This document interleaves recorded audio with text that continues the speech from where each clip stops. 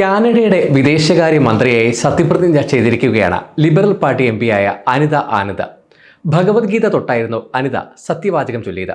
Canadian വിദേശകാര്യ മന്ത്രിയാകുന്ന ഹിന്ദു മതത്തിൽ നിന്നുള്ള ആദ്യ വനിതയാണ് അനിത. പ്രധാനമന്ത്രി മാർക്ക് കാർണിയുടെ ഈ നിയമനം കനേഡിയൻ രാഷ്ട്രീയത്തിൽ നാഴികക്കല്ലാകുമെന്നാണ് വിലയിരുത്തൽ. കാനഡയുടെ ആഭ്യന്തര വൈവിധ്യത്തിനും അന്താരാഷ്ട്ര ബന്ധങ്ങൾക്കും പ്രത്യേകിച്ച് ഇന്ത്യയുമായുള്ള ബന്ധത്തിന് അനിതയുടെ നിയമനം പുതിയ സാധ്യതകൾ തുറക്കുമെന്ന് ഉറപ്പാണ്. നമുക്ക് അനിത ആനന്ദ് ആരാണെന്ന് നോക്കാം. 1967 കാനഡയിലെ നോവാ സ്കോട്ടിയയിലാണ് അനിത ആനന്ദിൻ്റെ ജനനം. മാതാപിതാക്കൾ ഇന്ത്യയിൽ നിന്ന് കുടിയേറിയവരായിരുന്നു. പിതാവ് SV ആനന്ദ് തമിഴ്നാട്ടിൽ നിന്നും അമ്മ സരോജ് ഡി റാം പഞ്ചാബിലെ അമൃത്സറിനടുത്തുള്ള ജാൻഡിയല ഗുരുവിൽ നിന്നുമായിരുന്നു. 1950കളിൽ അയർലൻഡിൽ വെച്ചാണ് ഇവർ കണ്ടുമുട്ടുന്നത്. പിന്നീട് ഇംഗ്ലണ്ടിൽ വിവാഹം കഴിഞ്ഞ് നൈജീരിയയിലും ഇന്ത്യയിലുമായി താമസിച്ചു. 1965 അവർ കാനഡയിൽ സ്ഥിരതാമസമാക്കി.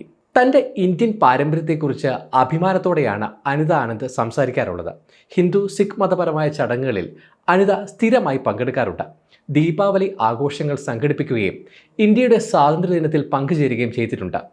കനേഡിയൻ പൗരയാണെങ്കിലും തൻ്റെ പഞ്ചാബി തമിഴ് പാരമ്പര്യത്തിൽ അഭിമാനം കൊള്ളുന്നുവെന്ന് അനിത വ്യക്തമാക്കിയിട്ടുണ്ട്. ക്യൂൻസ് യൂണിവേഴ്സിറ്റിയിൽ നിന്ന് പൊളിറ്റിക്കൽ സ്റ്റഡീസിൽ ബിരുദവും ഓക്സ്ഫോർഡ് യൂണിവേഴ്സിറ്റിയിൽ നിന്ന് നിയമത്തിൽ ബിരുദവും നേടിയ അനിത ഡെൽഹൌസി യൂണിവേഴ്സിറ്റിയിൽ നിന്ന് നിയമത്തിൽ ബിരുദവും ടൊറന്റോ യൂണിവേഴ്സിറ്റിയിൽ നിന്ന് നിയമത്തിൽ ബിരുദാനന്ദ ബിരുദവും കരസ്ഥമാക്കിയിട്ടുണ്ട്. രാഷ്ട്രീയ പ്രവേശനത്തിന് മുമ്പ് നിയമവിഷയത്തിൽ പ്രൊഫസറായിരുന്നു. 2019 ഓക്വില്ലയിൽ നിന്നാണ് ലിബറൽ പാർട്ടിയുടെ MP ആയി അനിത തെരഞ്ഞെടുക്കപ്പെട്ടത്.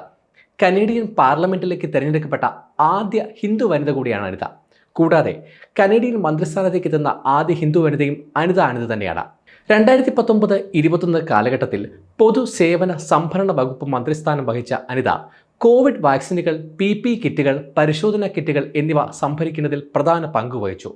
2021 ഓഗസ്റ്റോടെ ലോകത്തിലെ ഏറ്റവും ഉയർന്ന വാക്സിനേഷൻ നിരക്ക് കൈവരിക്കാൻ കാനഡയ്ക്ക് കഴിഞ്ഞത് അനിത ഉൾപ്പെടുന്ന സർക്കാരിൻ്റെ നേട്ടങ്ങളിൽ ഒന്നാണ്.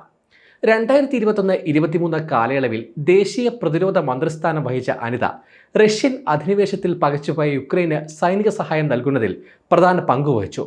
കനേഡിയൻ സായുധ സേനയിലെ ലൈംഗിക അതിക്രമങ്ങൾ പരിഹരിക്കാനായി അനിത നടത്തിയ ഇടപെടലുകൾക്ക് പ്രശംസ ലഭിച്ചിരുന്നു.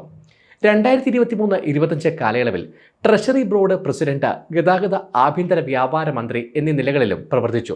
അതേസമയം ഇന്ത്യ കാനഡ ബന്ധം താറുമാറായി കിടക്കുന്ന സമയത്താണ് ഇന്ത്യൻ വംശജ കൂടിയായ അനിത വിദേശകാര്യ മന്ത്രിസ്ഥാനത്തേക്ക് എത്തുന്നത്.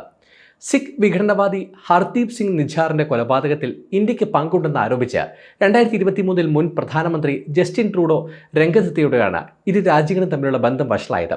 ഇതിന്റെ ഫലമായി ഇന്ത്യയും കാനഡയും അതാത് നയതന്ത്ര ഉദ്യോഗസ്ഥരെ പുറത്താക്കിയിരുന്നു. അതേസമയം നിജാറിന്റെ കൊലപാതകത്തെ തുടർന്ന് കുടുംബത്തിന് അനുശോചനം അറിയിച്ച അനിത ആനന്ദ് വിദേശ ഇടപെടൽ ആരോപണങ്ങളെ കാനഡ ഗൗരവമായി കാണുന്നുവെന്ന് പ്രതികരിച്ചിരുന്നു. അതിനിടെ കാനഡയിൽ ഇന്ത്യക്കാർക്കും ഹിന്ദുക്കൾക്കുമെതിരെ നടന്ന ആക്രമണങ്ങളെ അനിത ആനന്ദ് അപലപിച്ചിട്ടുണ്ട്. വിദേശകാര്യമന്ത്രി ആകുന്നതിന് മുമ്പേ ആഗോള വിഷയങ്ങളിൽ അനിത ഇതിനോടകം നിലപാട് എടുത്തിട്ടുണ്ട്. ഇസ്രായേൽ ഹമാസ് വെടിനിർത്തലിന് അനിത ആഹ്വാനം ചെയ്തിരുന്നു. ഇസ്രായേൽ പലസ്തീൻ പ്രശ്ന പരിഹാരത്തിന് കാനഡ ഇടപെടാൻ തയ്യാറാണെന്ന് പറഞ്ഞ അനിത ആനന്ദ് സമാധാനത്തിനും മാനസിക പരിഗണനകൾക്കും കാനഡയുടെ പങ്ക് പ്രധാനമാണെന്ന് ചൂണ്ടിക്കാട്ടിയിരുന്നു.